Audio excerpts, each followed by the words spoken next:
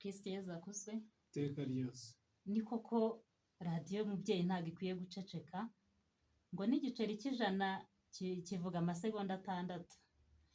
Ni ukuvuga ngo buri wese ahantu ari cyangwa se buri wese ukunda radiyo Mariya, ukunda kuyumva, ntazakangwe no kuvuga ngo mfite igiceri cy'ijana gipfa ubusa aho kugira ngo ukijugunye cyangwa se ugipfushe ubusa. Njye nagushishikariza kugiha radiyo y'umubyeyi igakomeza kogeza ubutumwa bwiza, nk'uko umuvandimwe yabivuze ati twakurikiraga misa kuri radiyo, igihe kikagera bakayicamo kabiri ikarangira.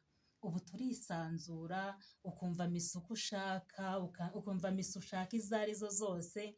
Ndumva pe ngewe icyo nashishikariza buri muntu wese ni ukuyitera inkunga, twumva ibiganiro byayo, ubundi tukanakurikiza gahunda yacu yo kuvuga ngo niba ari icyo giceri reka nkibikire umubyeyi nka Misericordia Ndaje Nyagasani. Mwese murabizi pe, buri wese yitanga uko yifite.